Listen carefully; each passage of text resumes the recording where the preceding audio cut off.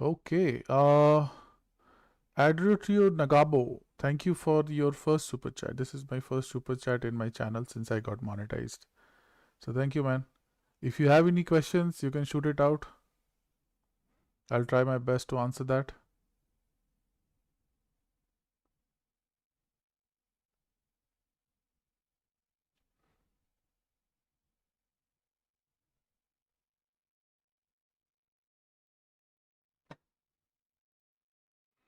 Okay, and in the meantime, let me just switch to the full screen.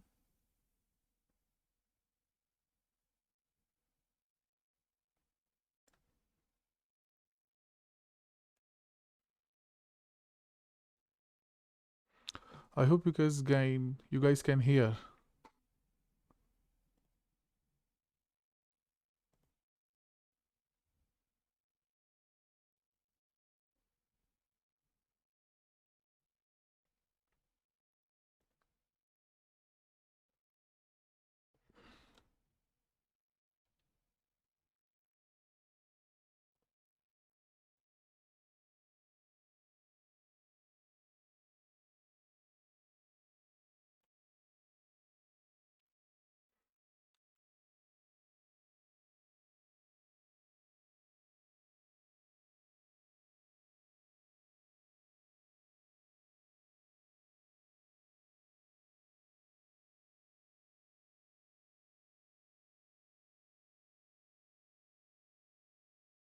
You have any questions for me, Adaruta Nagabo? Or if you're part of my WhatsApp group, you can just join that WhatsApp group and post your questions there if that is faster. Yeah, I know sometimes this could be a bit laggy here. Like some of the times it can take a bit of time here, but otherwise it should be okay. Okay, so I think I lost quite a bit of earlier stream. You were not able to hear me what I was trying to speak. So what I'm trying to okay, so I was taking this question from one of the participants who was asking me that he has done his PGWP from Montreal and now he wants to apply for AOS. So is he eligible? So the short answer is if he wants to use his PGWP experience towards AOS experience, then no. But otherwise, if he has done his education from a different institute or a different province, got himself converted into a proper into another work permit, then yes, he might be eligible if he meets that 12 months or 24 months of work experience criteria. So so just know that just having a degree from a different province doesn't disqualify you. You can still work. You can still work towards the your AOS plan.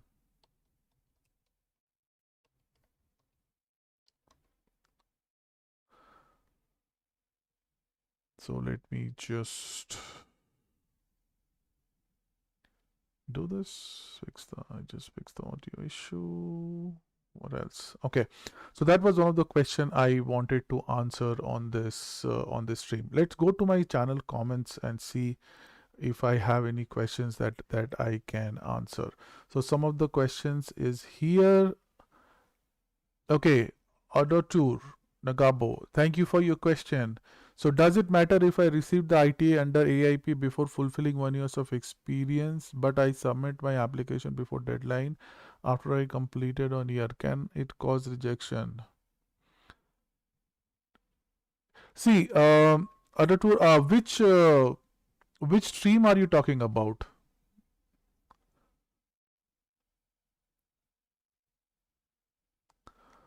Are you still there? Which stream are you talking about? That's more important.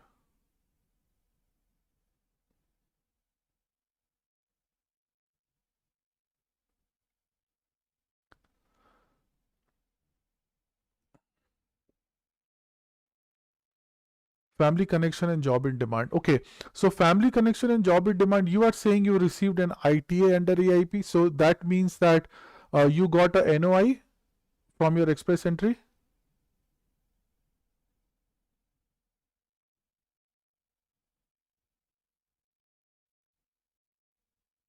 right? Am I right?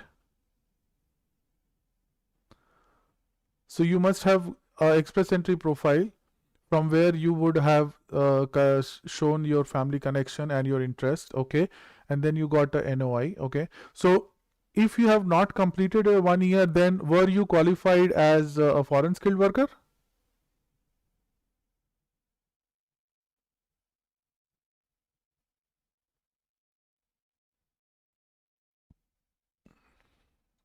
Were you working as a foreign skilled worker?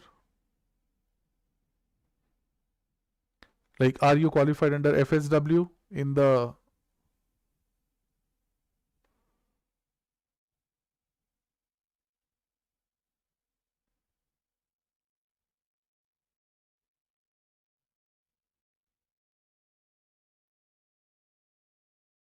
So if you are qualified under FSW, then that 1 year of experience could would not matter, because you got a NOI from Alberta itself, right? You didn't apply for it, right? So you got an NOI and then you submitted all the documents, and then you, after that, you got an ITA, right? So I hope you understand the difference between NOI and ITA.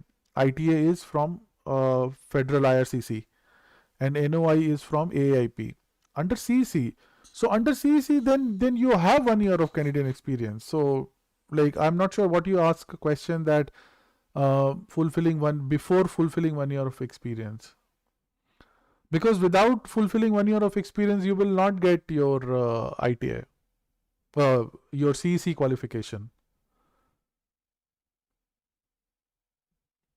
So I think you should be okay. Yeah.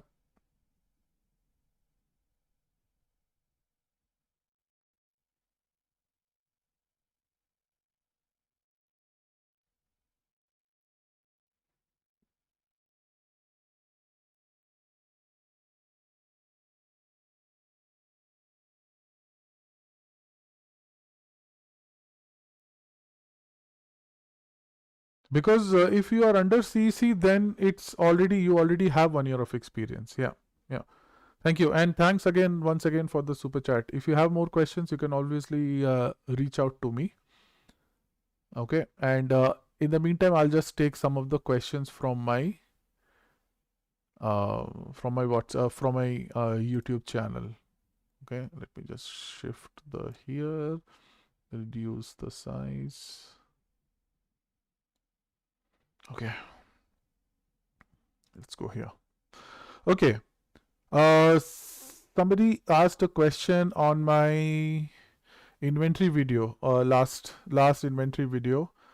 Please, I have a question. For family connection and occupation in demand, does family connection have to be for the primary applicant? If my spouse is one of the siblings, is one with the siblings, but I am the primary applicant, do we still qualify? Does that qualify as family connection? Great question. Don't listen to me. Let's go through the official channel, okay, and see what the official version is. Okay, so this is the AIP portal. So if you go here, let's see into the AIP streams. If is the AIP stream, let's go to the express entry stream. Express entry stream is where the family connection thing is there. And let's go to the eligibility criteria. Okay, and here if I see family connection, let's go to the family connection. So based on the available profile information in federal Alberta, may select candidates based on the family connection. That's what it says.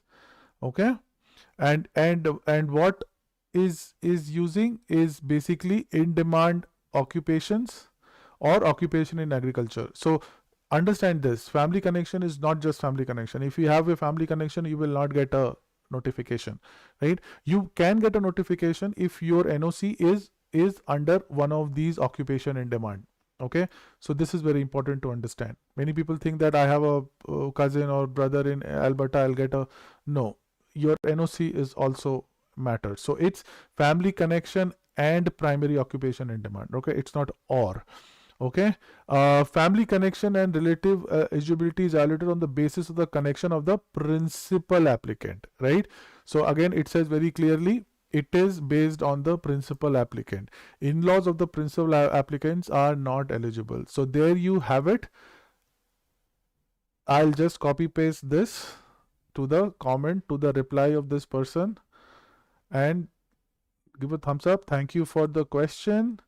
Here is the official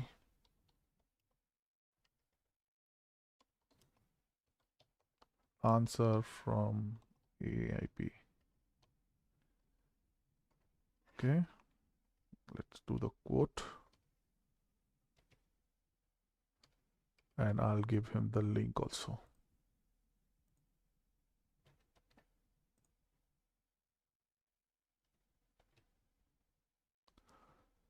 Reply. Yeah, so that's the good answer. That's a good thing. Let's keep on going. That is one question I answered. Next question.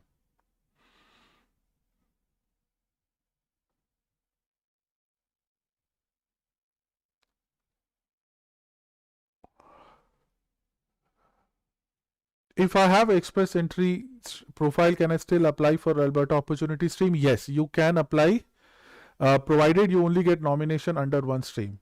Yes, you can apply, but you get nominated.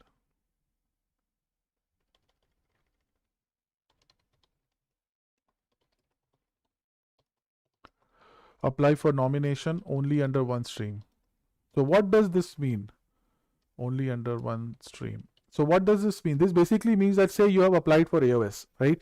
And then you also have an express entry profile. Now you got a NOI from Aaip. Highly unlikely, but it can still happen, right? So in that case, it's your responsibility to withdraw one of the applications. So if you want to continue with Alberta opportunity stream, you should not act on your NOI. And if you want to use your NOI, then you have to withdraw your application under the Alberta opportunity stream. Okay, so I hope that answers that question. Let's go into the next question. I'll trim the initial part of the videos so that it's available for users to watch. I just moved to 2 days ago. Somebody asked, I just moved to Alberta from my field of production operator. Am I eligible for AOS? This is a very technical kind of a question. Harsh, I think your name is Harsh. So Cinephile Harsh, yeah. So Harsh, I would say a rather technical question. I might not have idea on all the NOCs, so it's for you to decide. It's for you to decide.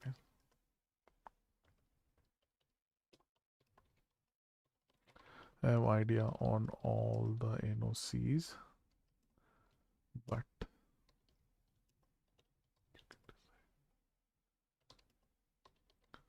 for yourself, if you think you can satisfy the Aaip, that your education and occupation are related. Okay, so it's totally up to the applicant.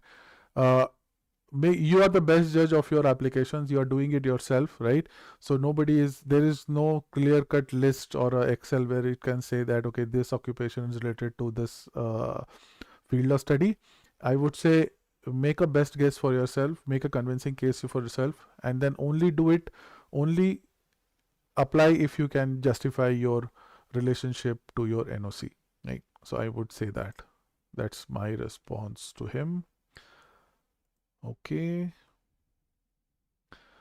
let's go into the other questions.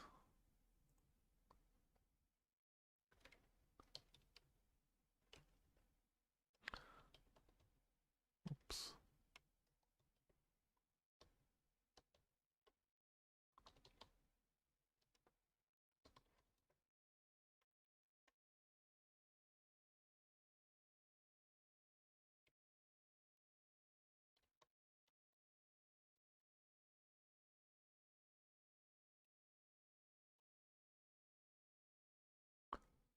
Okay, let's do this. Okay, last question. This is question under Saskatchewan. How much time to get nomination from occupation in demand SINP subcategory closed relative in Saskatchewan? I am not too sure about this. Sorry, I'm not too sure.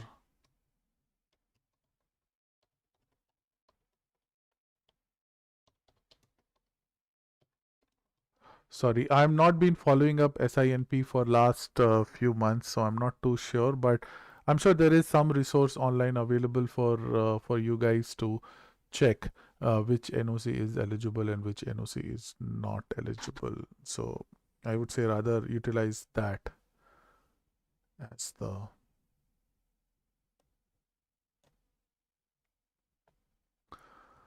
Okay.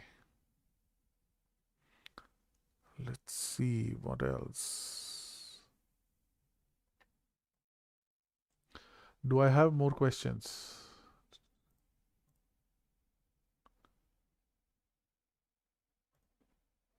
Do I have more questions? Nope. I think I have answered all of the questions that was there on my YouTube comments. So if you see my YouTube comments, I have responded to all the questions. So if you have any questions for me, reach out to me. I think that's the best way of communicating because I can see which questions I have not responded to. Let me just remove the filter and just go through some of the latest questions which I might have answered before this live. Okay. So this is another video on my step-by-step Alberta Tech Pathway application video where somebody was asking me that he meets all the criteria for tech pathway except for Alberta residents. Now for tech pathway, you don't need to be in Alberta at the time of application. Okay. But you have to be in Alberta once your PR is approved. Okay. So you have to, when you have to submit a job offer which will put your location, work location as Alberta. Okay.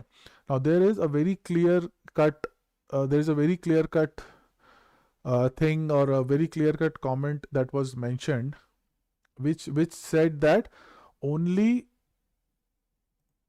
if your work is a remote job, then it will not be eligible. So if you look into this requirements for tech pathway, let's go to tech pathway and let's go into this kind of a like this. Okay, the eligibility. So there is a kind of a clarification provided by Alberta, okay, which very clearly says that employees who do not work in Alberta are not eligible, right?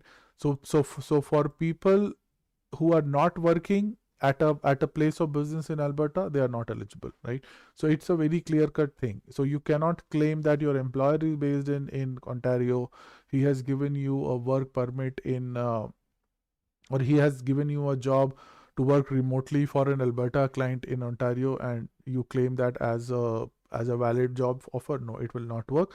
It very clearly there is a clarification given here that that only you have to be working in Alberta to be eligible. Okay, so yeah, so I hope that is very clear. Okay, let's next. So I answered that question. There was a lot of back and forth with this particular person. I hope I was able to answer his question. Okay, next question. Next question. This is again on the processing time. I think this is the one that I answered recently on the chat. So, okay. Um, Again, this is the same question I answered. Thank you. Somebody said thank you for good explained video. So, thank you. Yeah, on this, there was a comment on this particular podcast that the quality of video that was posted was very bad.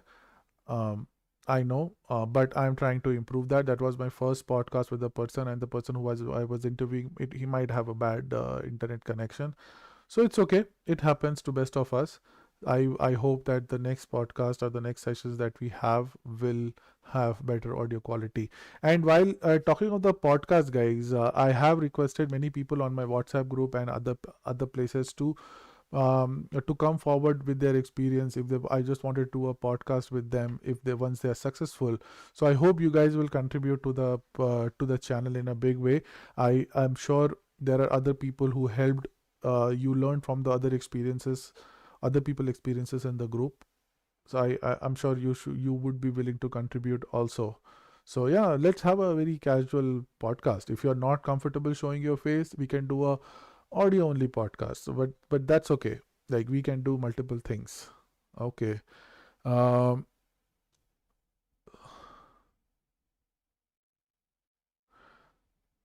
okay. So there was this question. There was another question related to your work permit and your 50 points and your CRS score and things like that.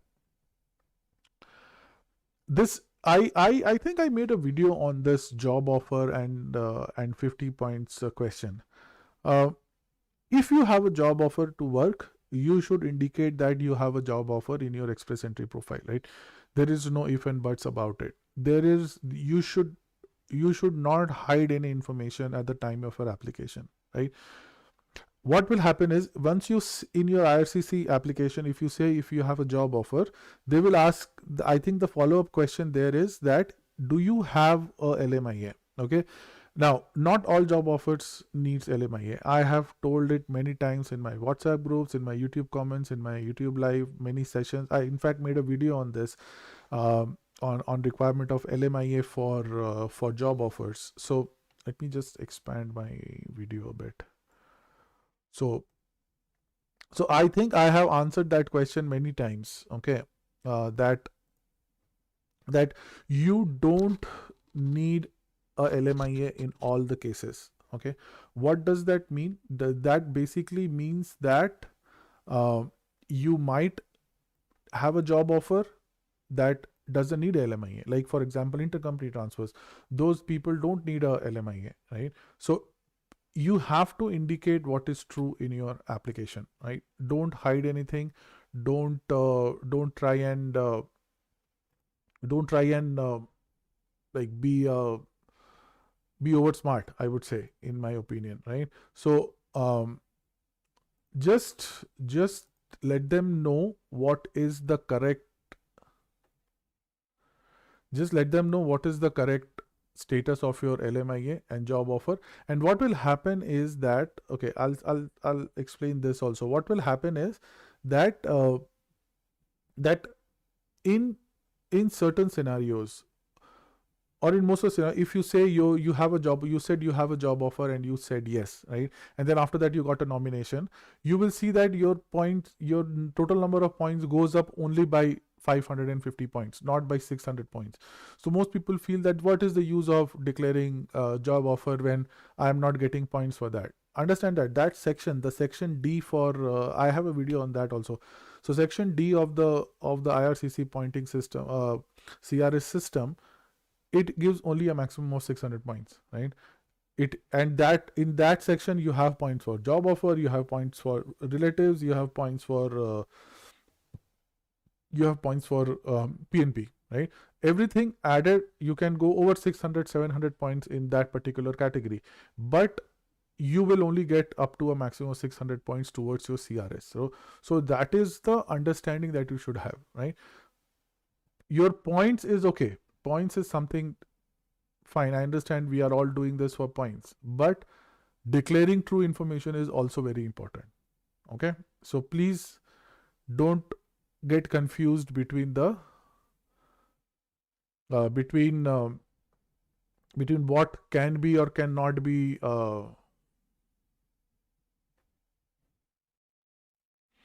between what can be or cannot be done. Okay, I hope I was clear on that.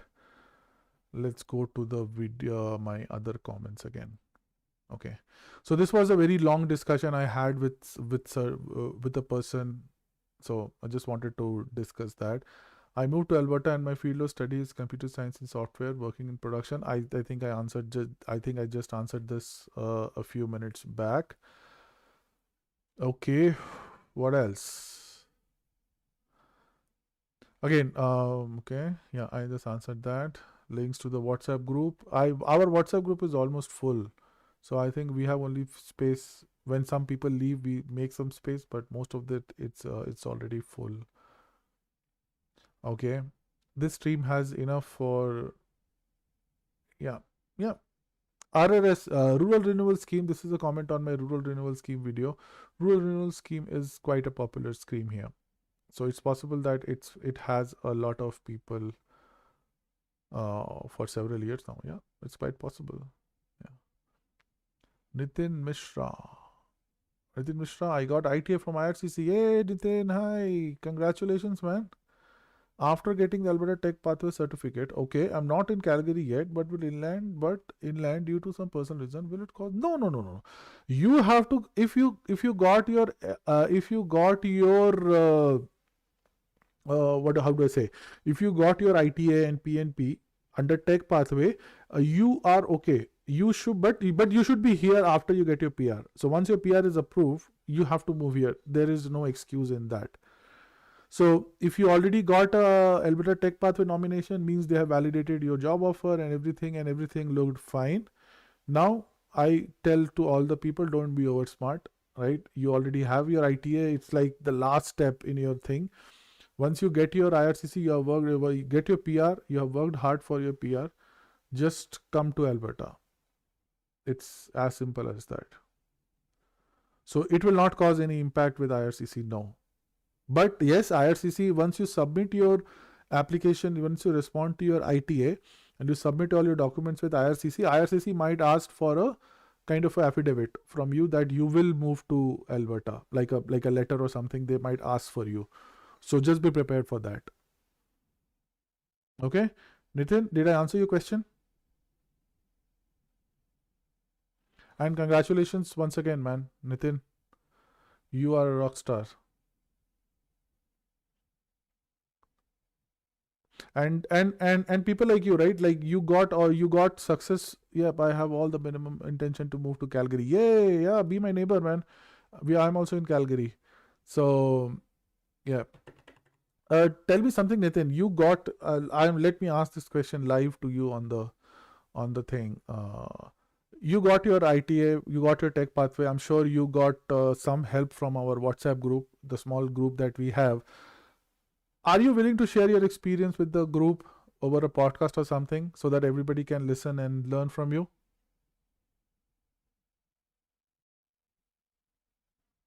Did I put you on a spot? I didn't intend to, sorry.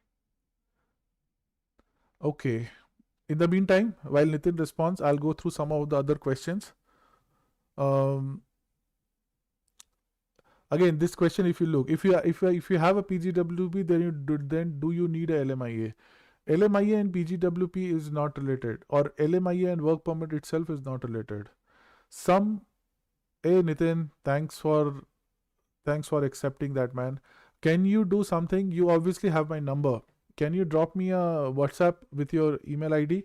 I can set up something with you, and whenever you are available. Yeah, because I'm focusing on Aaip first. I'm sure you will get through your PR. So we'll do another episode for your PR success. But let's celebrate your Aaip success, right? Let everything must be fresh in your mind, so you can share your experience so that everybody will learn from it, right? I hope it's only fair. Okay. Uh, okay, I was answering this question. PGWP, then do you need a LMIA? PGWP LMIA is not related. LMIA is related to your work. So depending on what job your employer is offering you, there are certain jobs which needs LMIA, right? And for that job, he might be willing to hire a open work permit person or a PGWP person or whatever, right? So if he hires a person, he needs to apply for an LMIA, the employer. So this is more of an employer specific question. So if you already have a job offer, if you are discussing with employers, ask them about this. Okay. Okay, how much time to get nomination for Saskatchewan? I said I said with sorry, I'm not following SINP in last few months, so yeah, I hope you understand. Okay, let's see another question. I have a question. This is a question again on my step by step Alberta AIP thing. After getting ITA, I'm filling my PR application. What should I add under letter of employment since I don't have any Canadian work experience or work permit? Just a job offer. Yeah. So your letter of employment is your job offer. Yeah. You should just add your job offer under your letter of employment. And if you have, like, for your current letter of employment, that's the proof, your job offer. And if you have any past experience, just add your reference letters.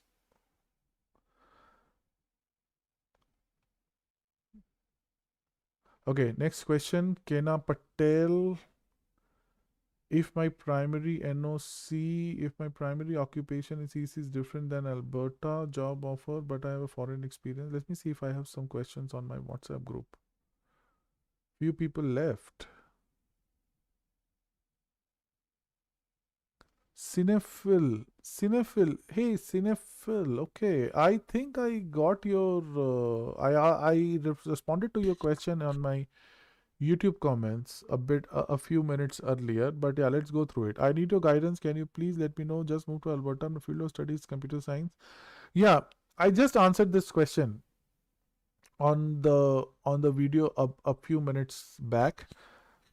Basically, man, you can, or you have to decide for yourself of whether it's related to you, because I don't have experience in all the NOCs, right? So it says computer science, and you're working as production operator. So, like, it all depends which NOC you are and what kind of job duties you have. I think that is what is more important. So in a way, yes, you have to decide for yourself. But yeah, I think that is what I responded to you on your question here just a few minutes back. A rather technical question, I said. Right? Yeah, this is the question, right, Harsh? You asked that question. I just replied to it few minutes back. Sorry, man, I'm not able to help you much.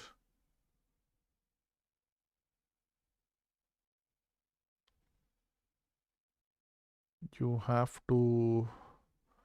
But yeah, like, if your production operator means if you are working in something related to computer science or software testing, then yeah, it could be.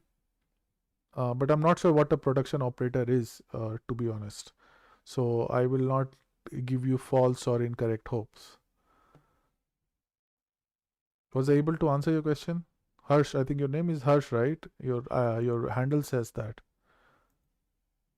Okay. Okay. In our group, there is somebody who got a certificate just today. So we are very happy for them. I think I lost almost a count of how many people got certificates, ITAs from our group, from our small group. Yeah. Let's see which podcast somebody is asking me.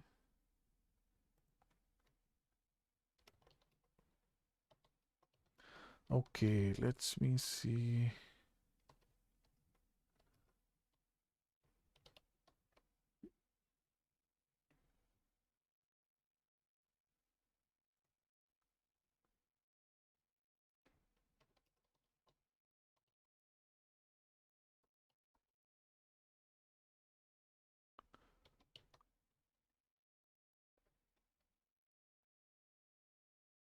Okay. Keshav. More questions? If you have, people are on the chat. If you have more questions, you can ask that.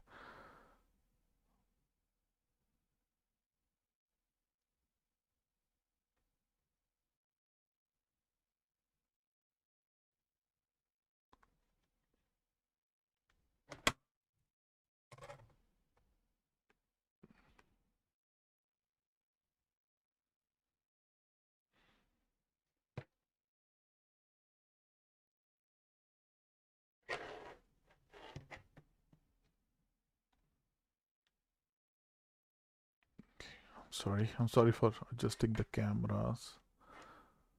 But okay, let's go for it. Okay, I think I've spent quite some time here. I answered some of the questions. I think I'll do this. This is I like better. At least I can come here and just answer the questions live. Sudeep S. I'm currently working on work permit in Calgary. Got ITA. I need to submit the offer letter as requested, but my deputation will end by August as my says for next year. Yes, I think Sudeep, yes, your question is right. If possible, get a deputation letter for a bit longer period of time. That is what I can advise. But yeah, it can cause a problem once you respond. Yeah, I would say yes. If it's possible, get a new offer letter. Just ask them to extend it by like 6 months. I think you should be okay. Or maybe even end of 24, right? It should be okay.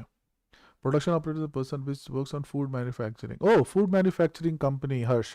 Yeah, Harsh. Then I don't think it matches because computer science and software testing and food manufacturing doesn't match. So yeah, that will cause an issue. I'm sorry. Sorry to break that to you, but yeah, I like in my opinion, it will cause a problem.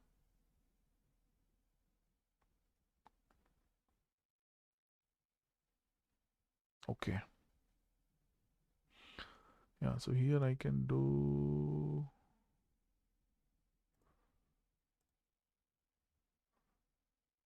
So here if I go here.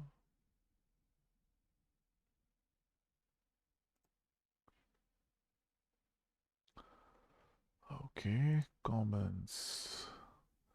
Were able to answer your questions, guys?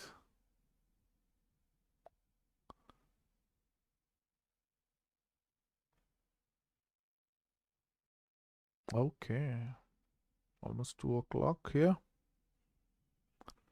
I'm sorry for the initial hiccups with the audio and everything. I hope this audio was a bit better, and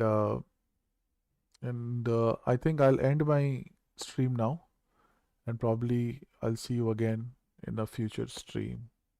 Okay, so thank you guys, and see you in the next one. Thank you. Bye bye.